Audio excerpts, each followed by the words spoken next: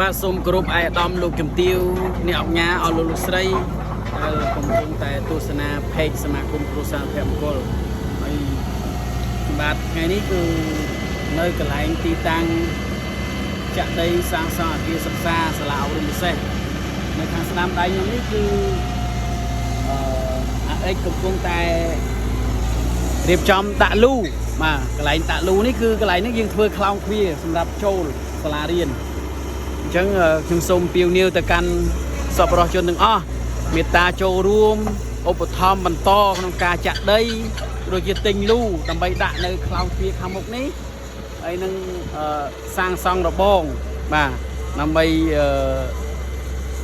មុននឹងយើងធ្វើអគារគឺយើងត្រូវសាងសង់របងបាទឥឡូវនេះកំពុងតែដាក់លូហើយគឺយើងសាងសង់ខ្លោងទ្វារហើយអញ្ចឹងសង្ឃឹមថាអស់លោកស្រីនឹងចូលរួមតាមកម្លាំងសទ្ធា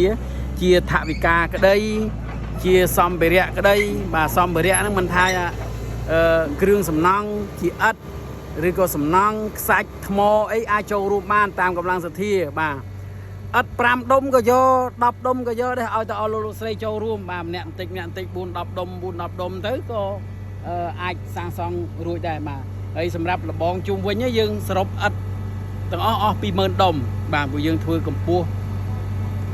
រៀបឥដ្ឋកម្ពស់តែកន្លះម៉ែត្រទេហើយក្រៅពីហ្នឹងគឺយើងរៀបសំណាញ់លួសបាទដើម្បីព័ទ្ធជុំវិញ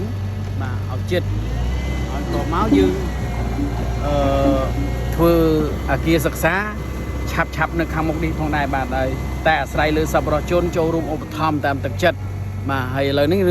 គាត់កំពុងតែដាក់លូបាទចុកលូដាក់អញ្ចឹងលូសម្រាប់លូនេះក្នុងមួយកង់បាទ100,000រៀលមកក្នុងមួយកង់ហើយឥឡូវយើងដាក់10កង់សិនតែតាមការពិតទៅយើងត្រូវដាក់34កង់ហើយក្នុងមួយកង់100,000រៀលអញ្ចឹងវាបើ40កង់វាស្មើនឹង4លានបាទគ្រាន់តែដាក់លូហ្នឹងគឺអស់$4000បាត់ទៅហើយអញ្ចឹងសង្ឃឹមថាអស់លោកស្រីចូលរួមតាមកម្លាំងសទ្ធាជ្រះថ្លា10000ក្តី20000រៀលក្តី5000រៀលក្តីដើម្បីផ្សាយផ្សំបាទក្នុងការដាក់លូរៀបចំធ្វើខ្លោងទ្វារសាលារៀនបាទសូមហើយសម្រាប់អស់លោកស្រីដែលមានបំណងចូលរួមឧបត្ថម្ភជួយដល់សមាគមគ្រួសារភ័ក្រមង្គលដើម្បីសាងសង់សាលាអប់រំពិសេសនេះអាចទំនាក់ទំនងតាមរយៈលេខទូរស័ព្ទ066 78 18 78នេះប្រព័ន្ធ Medphone ហើយសម្រាប់ Cell Card 061 404 405 Telegram 086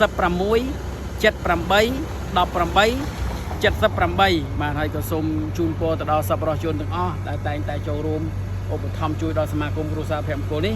សូមសប្បុរសជនជួបពុទ្ធពរទាំងឡាយ4ប្រការយុវវណ្ណៈសកលៈចូលមានដល់អស់លោកស្រី